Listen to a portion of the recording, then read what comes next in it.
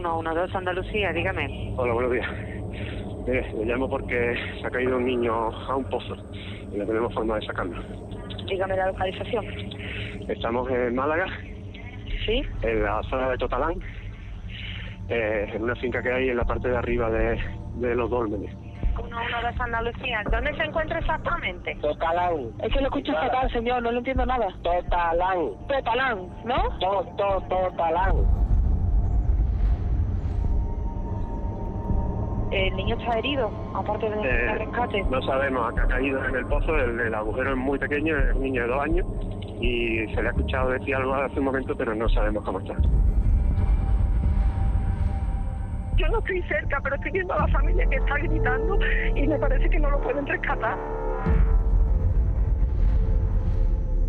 Mire, camino de Totalán, en el campo se pega un niño en un pozo. No se retire, señora. Estoy viendo el aviso. Un momento, un momento. Por favor, mucha prisa, por favor, que es bastante grave. Tenemos constancia y hemos avisado al servicio operativo, señor, no se preocupe. Bueno, pues aquí estamos con esta familia rota totalmente, esperando a que llegue. Hace 20 minutos, por lo menos, que se ha llamado por teléfono. ¿Dónde mierda estáis? Están avisados todos los operativos, señora. ¿Pero avisado? ¿Pero quién viene? No hay nadie por el camino, no hay absolutamente nadie. No hay derecho. ¿Qué pensáis? ¿Que se va a morir el niño dentro del pozo o qué? Señora. Venga, Señora. estabiléis, que os estabiléis.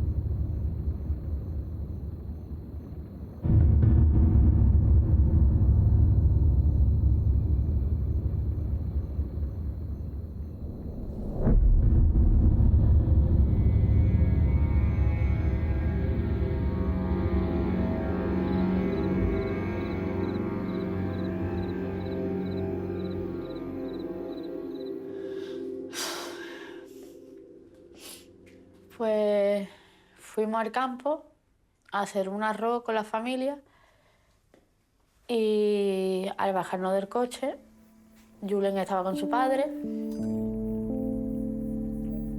Nosotros, pues, jugando los niños, yo me encuentro mal y le digo a una chavala, ¿puedes quedarte pendiente a mi niño? Y ella me dijo que sí. Yo llamo y ella se queda pendiente a mi niño.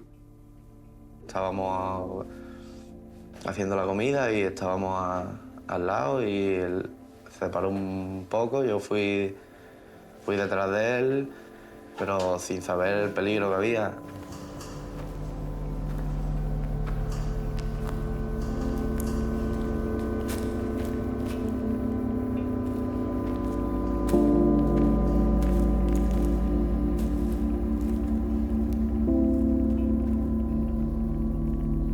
Cuando llegué, pues me encontré lo que había y me volví loco. Y yo escucho voces y cuelgo el teléfono. Y cuando cuelgo el teléfono, veo todo el mundo enfocado a un agujero. Me voy para allá y estaba mi marido llorando, rascando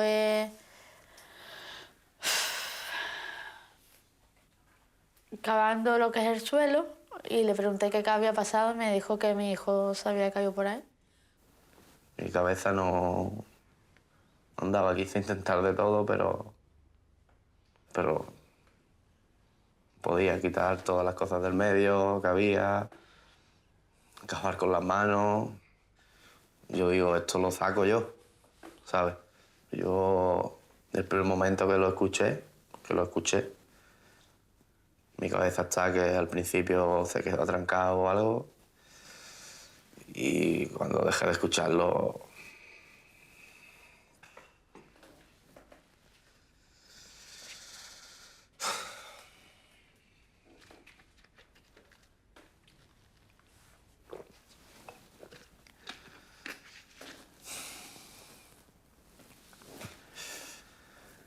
que estate tranquilo, que papá está aquí, el hermanito nos va a ayudar y ya después dejé de escucharlo y como que el corazón me dio un apretón y...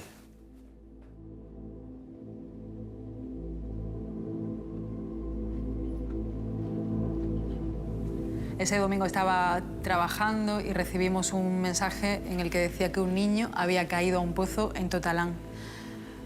Tuve que ver dónde estaba Totalán, por entonces yo vivía en Sevilla, no conocía Málaga y rápidamente nos fuimos para la zona.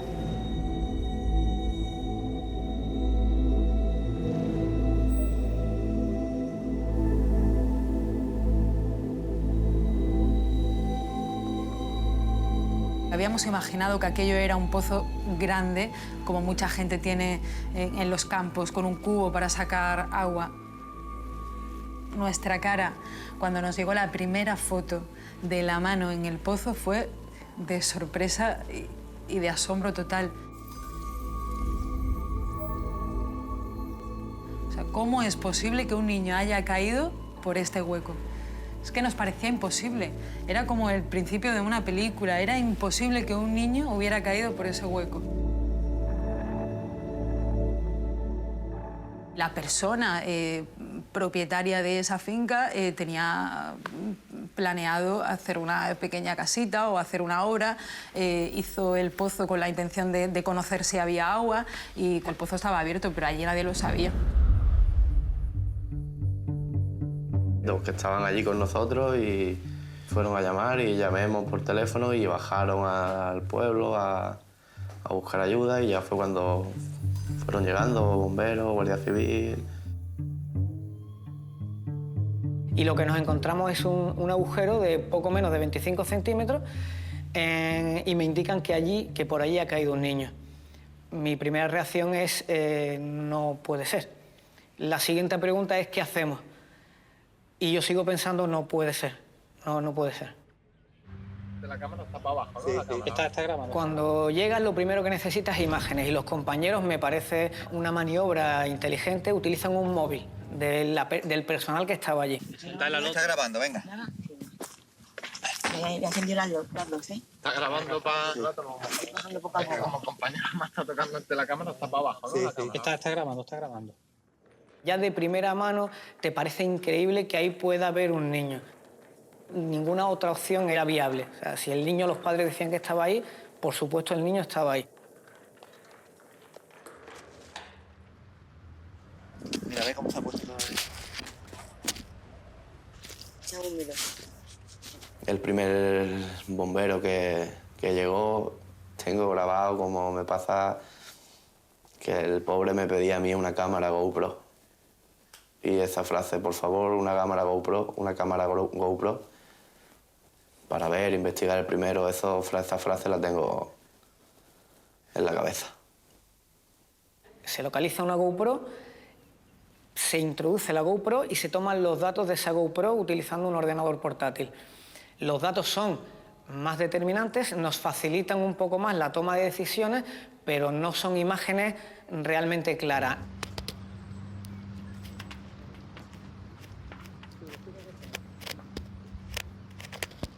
Cuando por fin metemos la GoPro, nos damos cuenta de que son muchos metros. Se ven imágenes más claras que con el móvil, pero quisimos dejarlo en cuarentena porque la calidad pues, no era la más adecuada.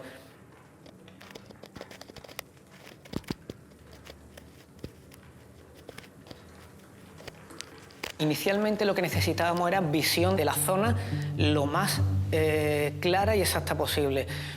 Nadie tenía Policía Nacional, Guardia Civil, Policía Local, asociaciones, ONGs, nadie disponía inicialmente de forma rápida de una cámara que nos pudiera servir a esa profundidad y a la calidad que necesitábamos. Y fue en el momento en el que Pepe Núñez respondió, sabía que tenían una cámara de fibra óptica que utilizan para trabajar con tuberías de hasta 300 metros, si no recuerdo mal, y a partir de ahí, pues cuando podemos empezar a trabajar en opciones.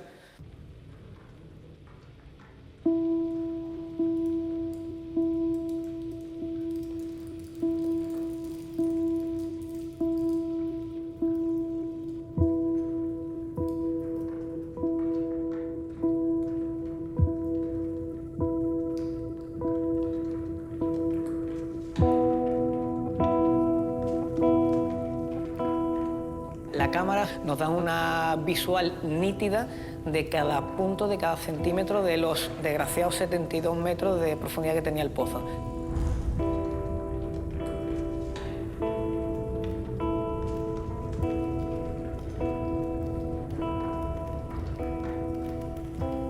Las paredes de la perforación eran paredes limpias, no había sintomatología de desprendimiento. Pasa por mi cabeza que allí no podía entrar un niño. Soy padre de dos pequeños y se nos pasa por la cabeza lo que creo que a cualquier persona, menos a los padres, lógicamente se le pasa por la cabeza. Allí no podía haber un niño. Todo el mundo que llegaba con ganas de ayudar, con ganas de hacer cosas, en el momento que se asomaba allí al agujero, era una reacción que se echaba para atrás diciendo y resoplaba, aquello no era normal. Te pregunta todavía cómo, pero fue un accidente que nadie pensaba que eso podía pasar. Quería coger a mi hijo porque no, pero no podía.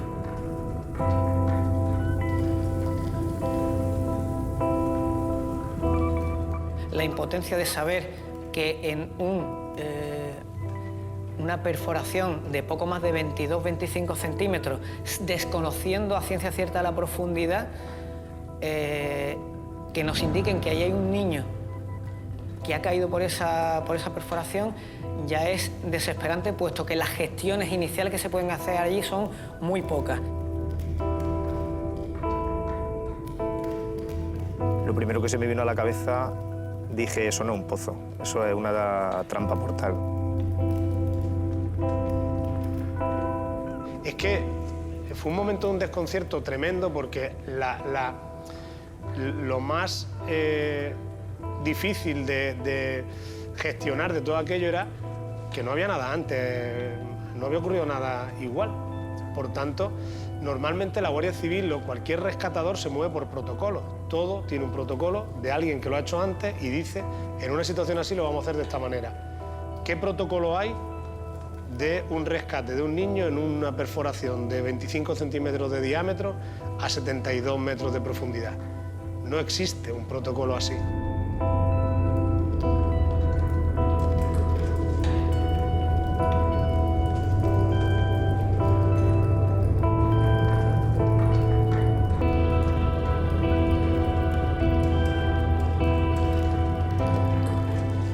Desde que me llaman por teléfono diciendo que hay un niño caído en un pozo, el crono de la vida empieza a funcionar.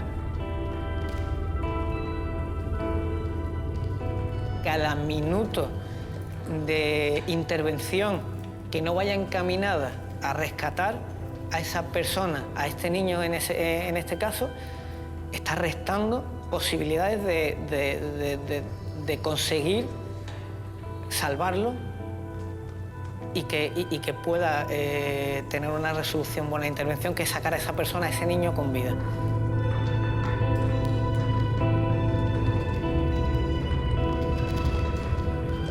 Cuando dejaba de tener tensión la cuerda, lo único que daba imagen era de arena.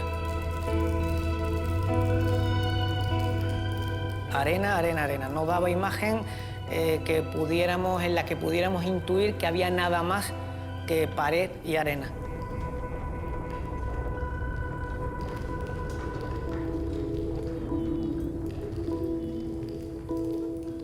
Llegar al fondo y ver el fondo del tapón y no ver al niño generaba todo tipo de dudas.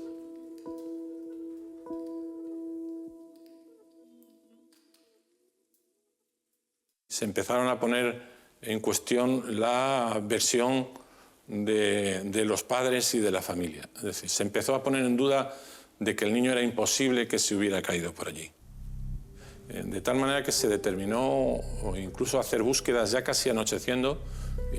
No lo habíamos hecho y, bueno, con el ánimo de descartar todo, hicimos búsquedas por los alrededores, incluso con perros de búsqueda y rastreo, para descartar la hipótesis de que el niño pudiera estar fuera del pozo.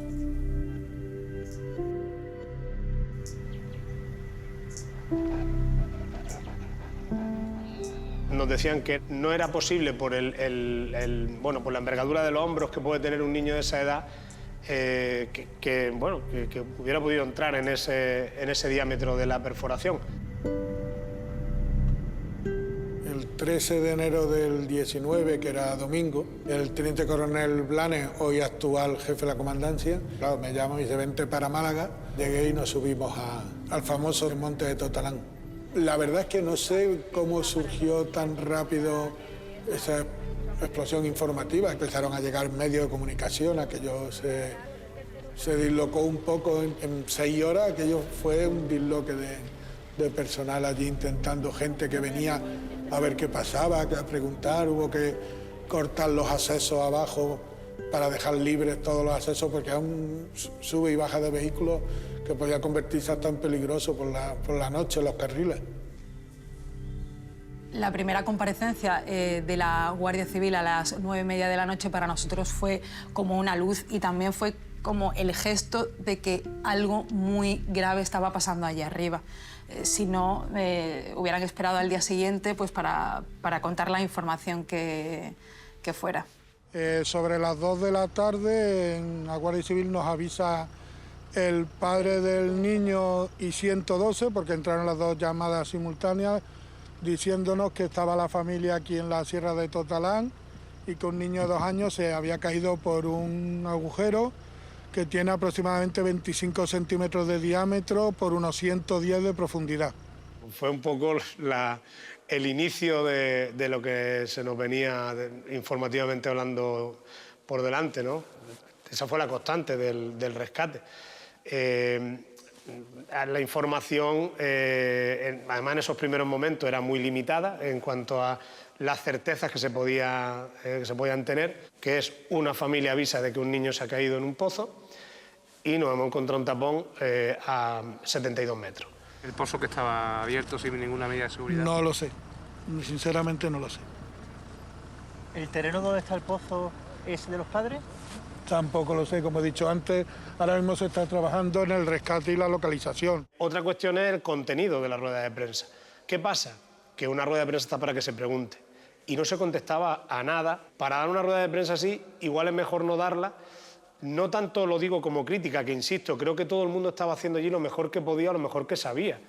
Decía más veces no sé que lo que decía, o sea, era no sé, esto hay que preguntar, porque estaba fuera de... O sea, era dar una rueda de prensa sobre algo que no sabes. Y se está, con colaboración de empresas privadas que nos están facilitando ayuda, se está intentando localizar y rescatar al niño.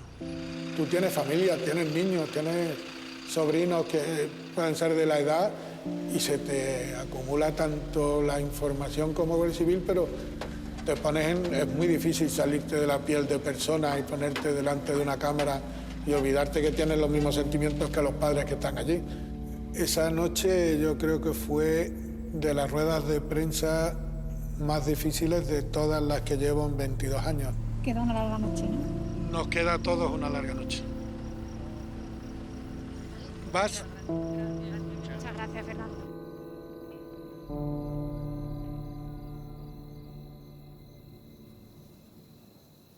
La primera noche se estableció el puesto de mando muy cerca del agujero, vamos a decir. Los padres tomaron el coche como si fuera una casa. Allí descansaban, allí estaban pendientes del móvil, allí les iban informando de lo poco que podían, porque la incertidumbre al principio era muy grande.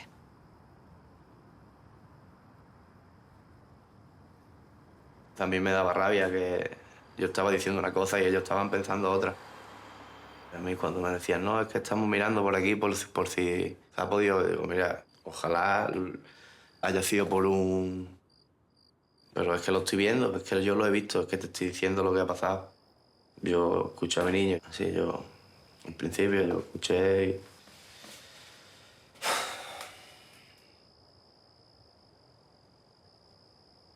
Yo no podía estar tranquila. Pues hacía de noche y yo no estaba con mi hijo. Y yo qué sé. Y quería que lo sacaran, pero no podía. Pero yo no me iba de ahí hasta que no estuviera mi niño en brazos.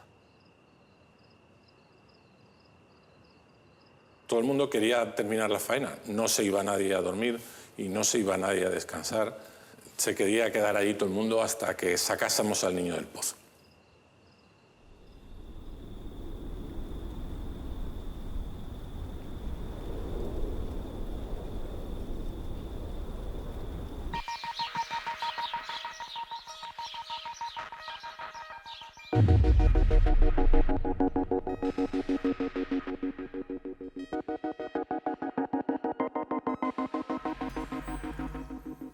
Cada minuto que estábamos allí era un minuto con una idea y un segundo minuto con un contratiempo. Pues lo que pasa es que las ideas podían más que los contratiempos, siempre.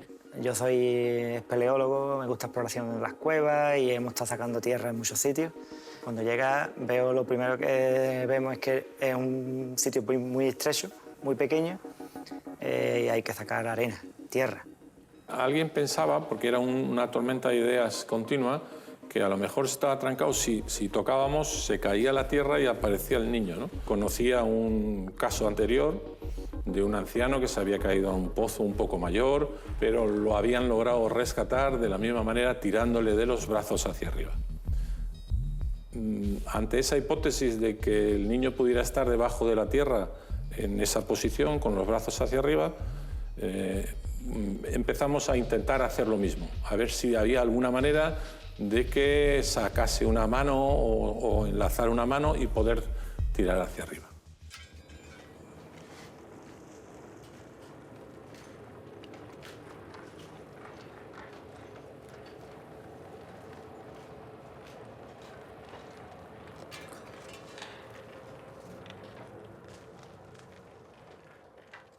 Tenemos compañeros que tienen una iniciativa y una inventiva fabulosa.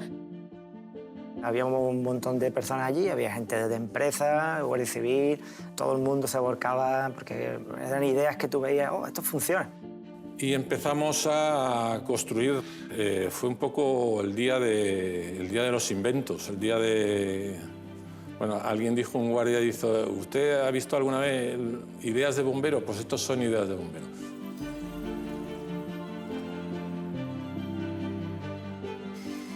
Un bombero fabricó allí mismo, soldando y cortando, un compresor pequeño para lo que luego utilizamos, que inyectaba aire y por el efecto Venturi, una cazoleta mayor succionaba tierra, ¿no?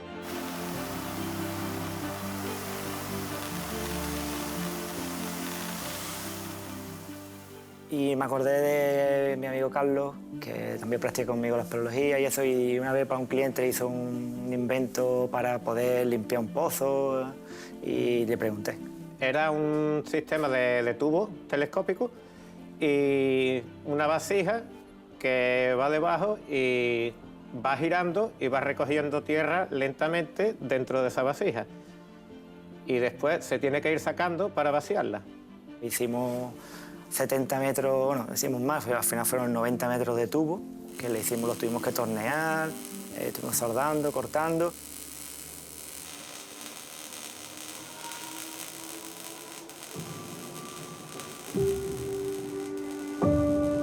Se iba a usar el invento este que teníamos, pero trajeron un camión de aspiración industrial, entonces en un principio eso se paraliza.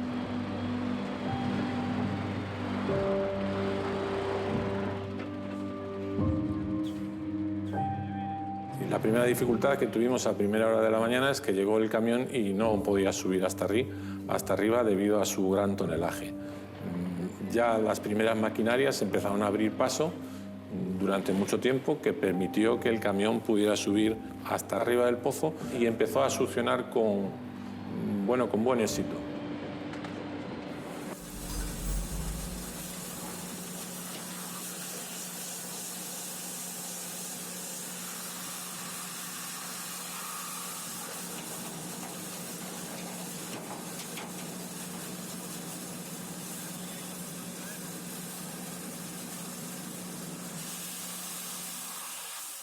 conseguimos aspirar, fueron 30 centímetros por ahí, que fue un éxito. Yo esperaba, digo, esto va a seguir, ¿no?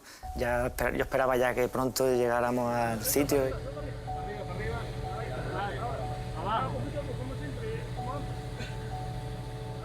¿Cuál fue nuestra sorpresa cuando, después de mover un volumen interesante de arena, es decir, se consiguió sacar bastante arena, pero seguíamos sin tener resultados positivos?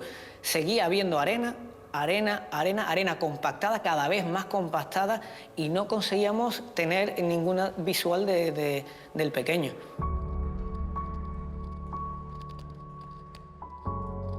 ¿Cómo podía estar tan compactada la arena cuando, si el niño estaba allí, es arena arrastrada de la perforación y que en principio debería estar suelta?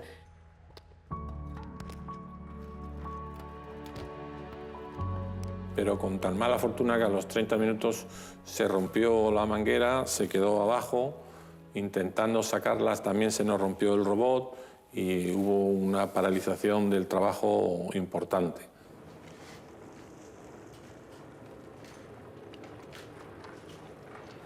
Nosotros hacíamos ese trabajo para que funcionara, y cuando ese trabajo no funcionaba era un mazazo. Era un mazazo porque ahora teníamos que ir a la opción B, y a la opción C, y a la opción D. Y cada vez que una opción no funcionaba, la sensación de impotencia nos invadía.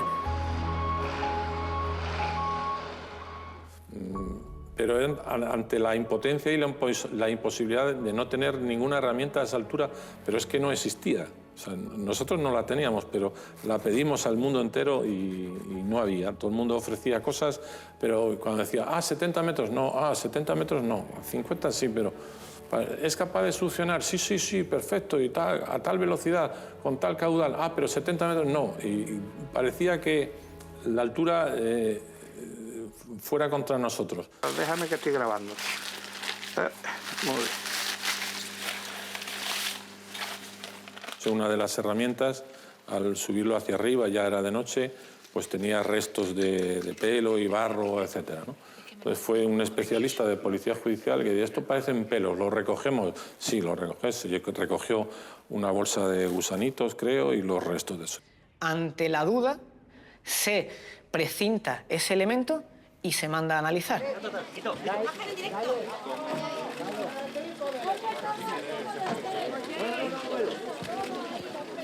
La verdad que cuando yo bajé y hablé, que al principio era reacio, no quería estar delante de una cámara, me ha costado y me cuesta mucho trabajo, pues, pero es verdad que hasta que no bajé, pues, es cuando verdaderamente empezaron a mover cosas y a hacerse cosas. Yo creo que era necesario.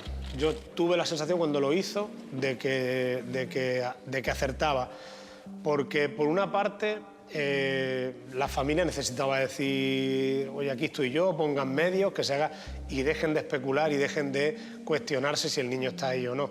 Era como un grito desesperado, un grito desesperado de un padre que tiene un hijo en un pozo y que encima fuera está escuchando que igual el niño no está allí, porque salían algunos expertos que aseguraban que era físicamente imposible. La primera pregunta que le quiero hacer es, ¿usted cree que está en el pozo? Yo realmente tengo muchas dudas técnicas de que pueda ser posible esta situación, ¿no? ¿Por qué? Como ha dicho el otro señor, que me parece que era bombero, sí. Digamos que el sondeo no está entubado, es muy estrecho y es muy raro que no se haya atascado en la bajada. Pero mucho más raro aún me parece la circunstancia de que haya ya, parece ser, terreno compactado en el fondo, ¿no? Es un hecho absolutamente dramático que un niño de 2 años se caiga en un pozo de unas dimensiones tan pequeñas y la angustia que produce. Es decir, eso es inevitable. Se crea un bucle, una sensación de una necesidad de información constante que, a mi juicio, lo crean los propios medios. No es una demanda de la sociedad. Tenía la corazonada de decir, ¿y si no está ahí el niño? O sea, ¿y si ha salido corriendo y los padres se han despistado? Porque veo que es un orificio tan pequeño, porque oye, un niño de 2 años y medio tampoco es tan pequeño. A poco que se haya movido, que esté gordito, se puede encajar. No tenemos motivos todavía para dudar de la versión de los padres, ¿no? Aunque choque, ¿no? Porque efectivamente choca, ¿no? Que por un lugar tan estrecho caiga un niño de 2 años. ninguna cosa es casual, es decir, una cosa no se hace sin un objetivo, ¿no? Entonces, tenemos que concluir que el objetivo es un objetivo económico, es un objetivo de captación de audiencia para aumentar la relación directa con la publicidad. A todo el pueblo. A vosotros, hijo.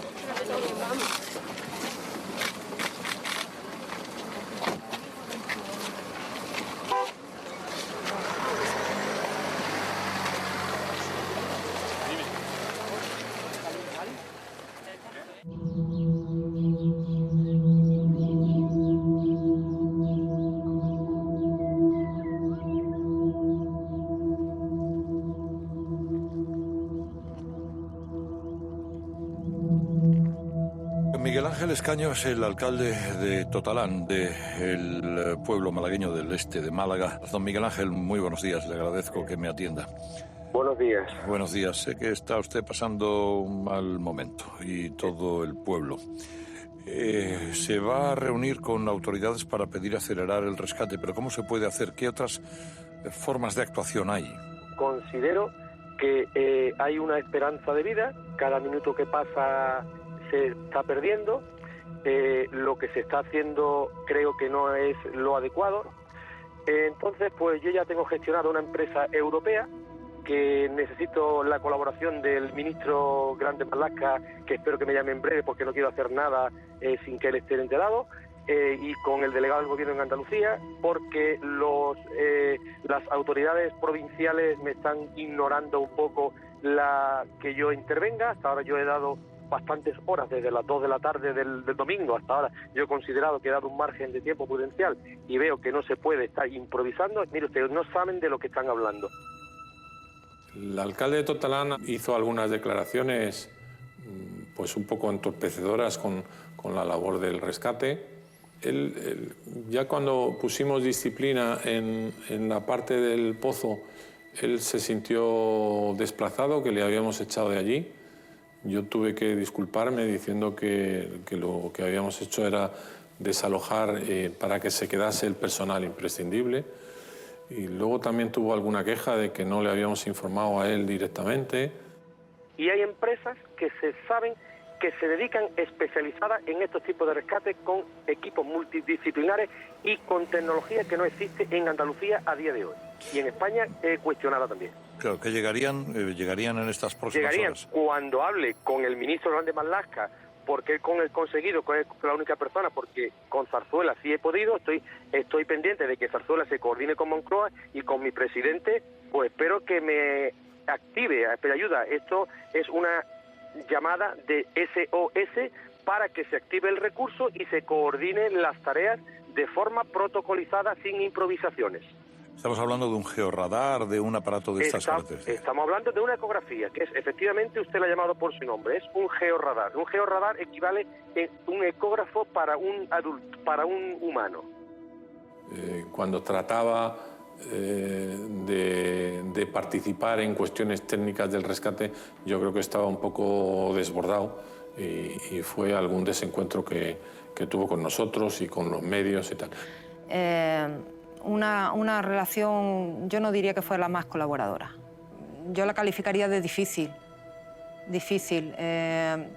Trataba también de aportar algunas ideas, recibía también información de soluciones técnicas un poco extrañas al principio, al menos. Señor alcalde, perdone, para que lo entendamos, lo que usted está diciendo es que la búsqueda de este niño está completamente descabezada, de un líder, y que se están dando palos de ciegos por personas que no tienen conocimiento en lo que están haciendo, es lo que dice.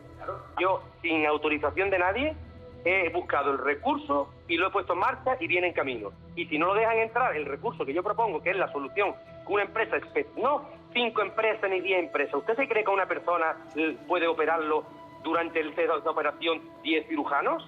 No. ¿O llegar 3 anestesistas? No. El que empieza tiene que terminar y si no es capacitado tendrá que venir otro. Y yo ya, mi misión es localizar a esa empresa, que es la que va a intervenir, y es la que estoy pidiendo autorización a la Secretaría de Estado del Gobierno. Como no he podido contactar, ya viene en camino el recurso. Una empresa única que trae todo el equipo. todo el equipo. Son los que van a coordinar todo. No 5 empresas. No es como un edificio que hace movimiento de tierra, una empresa. Estructura, otra empresa. Albañilería, otra empresa. Alcalde, fontanería, otra empresa. ¿Y de dónde es esa empresa que usted dice que va a hacer todo el trabajo y que sería la más capacitada para llevarlo a cabo? Y más capacitada no, la que tiene experiencia previa. Los demás no tienen experiencia previa porque es un caso inédito. ¿Y de dónde es esa empresa? Es una empresa europea. Localizada? Europea, y viene en camino. Coordinada por un experto en salvamento español, que tiene experiencia previa nacional e internacional y europea e internacional. El alcalde de Totalán manifestó que él conocía una empresa, un particular, que podía desplazarse al lugar de los hechos y nos aseguraba que, bueno, que podía realizar, concretamente era tomar unas mediciones y unas coordenadas que necesitábamos, ¿no? Me acuerdo que tras mucho discutir con él, se autorizó para que tanto el alcalde como esta persona accediesen al lugar de los hechos, y no se me olvidará cuando ve la escena, ve el pozo, se da cuenta que su idea es totalmente inviable y comenta literalmente: soy unos grandes profesionales, confío en vosotros, continuad lo que estáis haciendo, ¿no?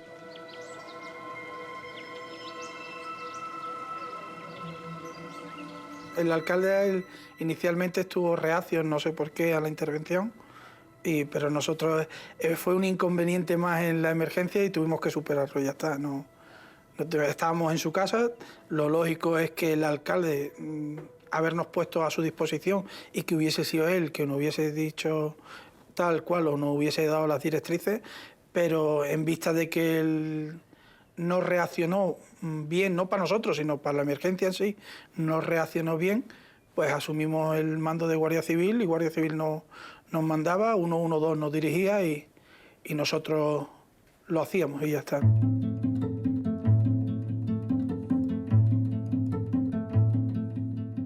El pueblo de Totalán mostró una solidaridad enorme. Desde el martes, las mujeres del pueblo se reunieron para empezar a preparar comidas para los trabajadores, para nosotros, los periodistas. Montaron carpas, mesas, hicieron de todo para que nos sintiéramos más cómodos. La Asociación de Mujeres, porque había una cantidad de gente impresionante ya los primeros días, de equipos de rescate, bomberos, y querían pues dispensarle un caldito caliente, una comida, un habituallamiento. Y entonces yo le dije que sí, sin problema, que lo que ella hiciera nosotros lo repartíamos. Y lo repartíamos desde el primero que estuviese ahí arriba hasta el último reportero que hubiese abajo. Y nos hacían un menú para comer. O sea, es que subían arriba lo de Protección Civil, te subían, no, que hay sopa de esto y tal de primero, de segundo tenéis para elegir. Y decía, pero bueno, si es que me están haciendo un menú estas familias que no me conocen, que yo que estoy aquí trabajando, pues como el resto de las personas, se volcó todo el pueblo de una manera impresionante. Bueno, recuerdo cómo la gente del pueblo traía unas veces mandarinas, que recuerdo dejaban una bolsa de mandarinas donde estaban los periodistas, porque sabían que los periodistas también estaban echando muchísimas horas allí. Otras nos subían cartones de tabaco. O sea, la gente estaba pensando seguro que aquí tantas horas tienen que fumar mucho. Entonces recuerdo también, a veces las anécdotas que te quedan son un poco tontas, pero encierran un símbolo, ¿no? Que es que hay alguien pensando que tantas horas te vendrá bien fumar y te vas a quedar sin tabaco.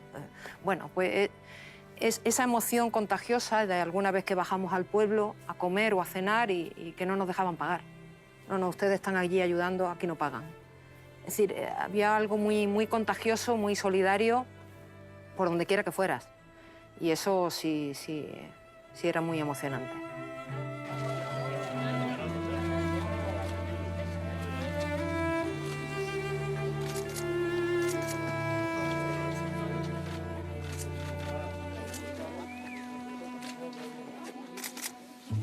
El pueblo de Totalán es como una gran familia. En cuestión de horas se convirtió en el foco de todas las miradas de medio mundo.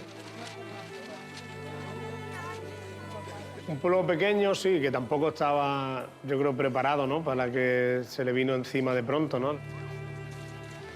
atender a esos 300 miembros del operativo de rescate. Eso despertó una solidaridad por parte de todos los vecinos. O sea, la gente sí que mostró su mejor cara. Nosotros hicimos un reportaje en el periódico que se tituló Totalán, lo mejor del ser humano.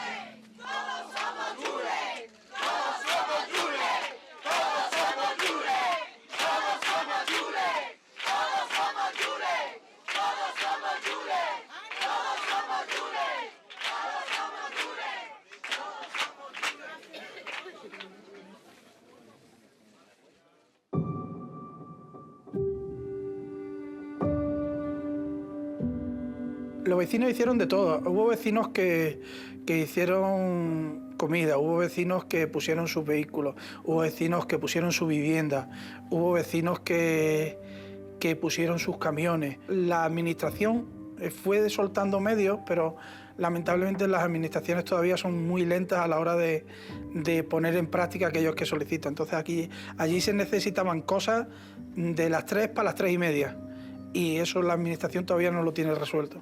Entonces, una de mis atribuciones, sin que nadie me lo diera, fue eso, conseguir las cosas rápido y luego ya hablaremos. No preguntábamos para qué lo necesitaban. Lo necesitaban y lo tenían. Yo recuerdo de abrir empresas de fontanería, de albañilería a las 3 de la mañana, localizando a los dueños, desplegando esa corredera, abriendo la empresa para nosotros y diciéndonos qué os hace falta, abriendo el furgón y llenando el furgón de todo aquello que se le pedía. Pero es que esa misma persona te daba su teléfono y te decía, me voy a quedar aquí. ¿Para qué? Para que si esto que os lleváis no funciona, venís y os lleváis lo que necesitéis. Colaboración como yo nunca jamás he vivido.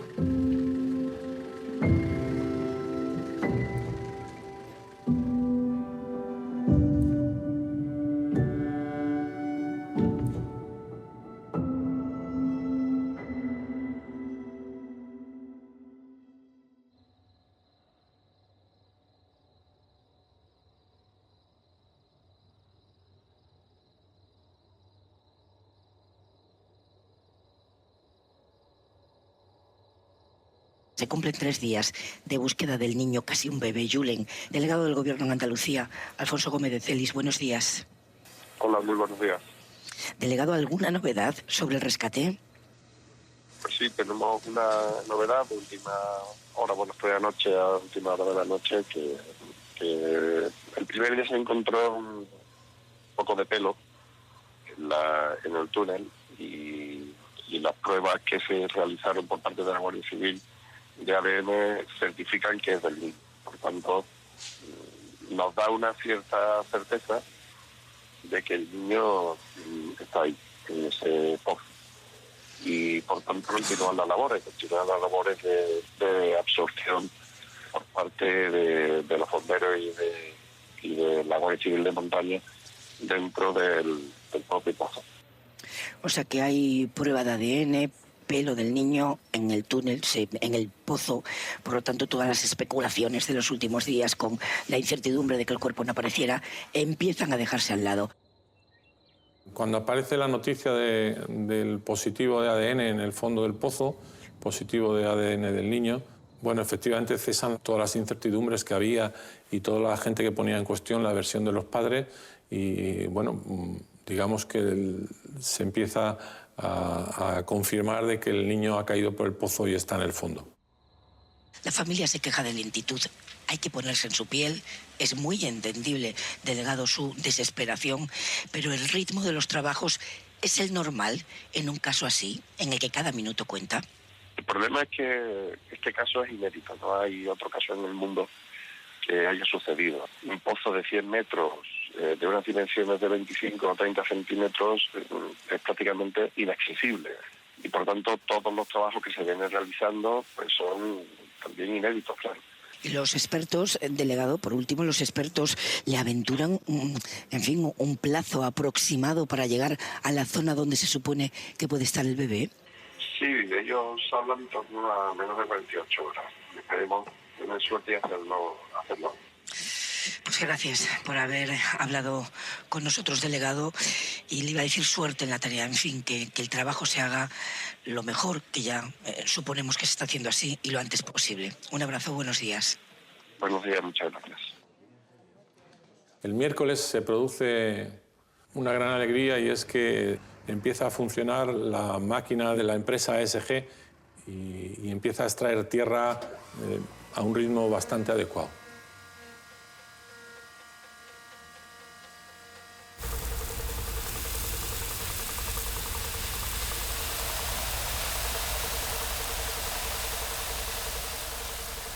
Pero, como decíamos antes, la montaña no nos dio un respiro y cuando llevábamos 20 o 30 minutos succionando tierra, empezó a aparecer en el fondo del pozo un charco de agua.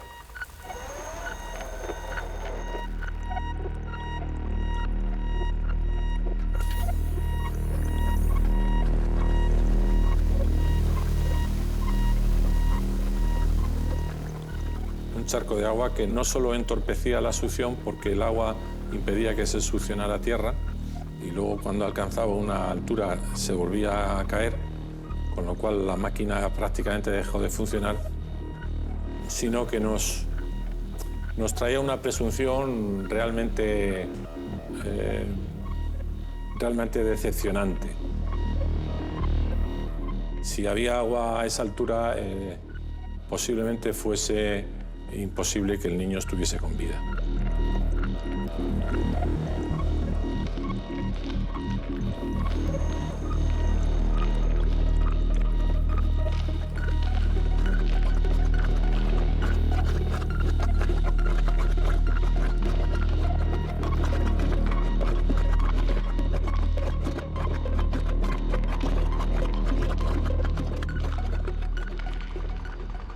Yo el día que me enteré de que había agua en el pozo, anímicamente yo fue el día que más me afectó, ¿no? Yo llegué a casa y me derrumbé porque dije, es que entonces ya, ¿qué pasa? ¿Qué estamos contando? Esto, para mí fue difícil digerir aquello.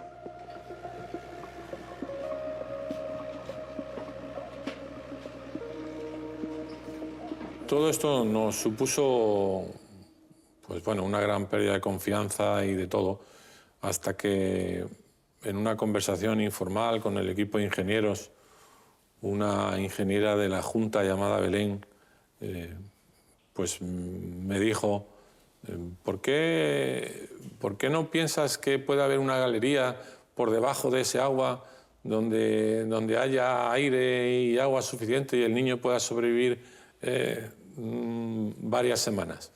Como la naturaleza es del modo que es, quién sabe, ¿no? Entonces fue para mí como decir, si ellos creen, pues, y saben más que yo, vamos a creer todos, ¿no? Y vamos a... ¿Hay posibilidad de vida? Mientras hay vida y esperanza. Quiero decir que yo creo totalmente en un pequeño milagro, porque hay otras experiencias en terremotos, en espacios confinados, de cuevas, de lugares donde ha habido este tipo digamos, de confinamiento, y después de un montón de horas, e incluso días, se ha podido rescatar a la persona en un estado un poco a veces lamentable, pero, digamos, ha ido al hospital desde donde se ha podido recuperar. Entonces, yo tengo absoluta confianza en que pueda ser posible el rescate vivo. Es imposible, por mucho que los ingenieros me digan que existe la posibilidad de que hay correntías de agua y que pueda estar bebiendo y que una persona sin gasto calórico pueda aguantar bebiendo una semana, 10 días. Todo eso se hablaba todos esos días. Te levantabas y seguías pensando, está vivo y vamos a seguir luchando y está vivo. Nuestra creencia, no mía, sino de todas las personas con las que estaba allí, todos teníamos la certeza de que estaba vivo. Era como una pelea entre cabeza y corazón, la esperanza de que, ¿y por qué no íbamos a contar el milagro?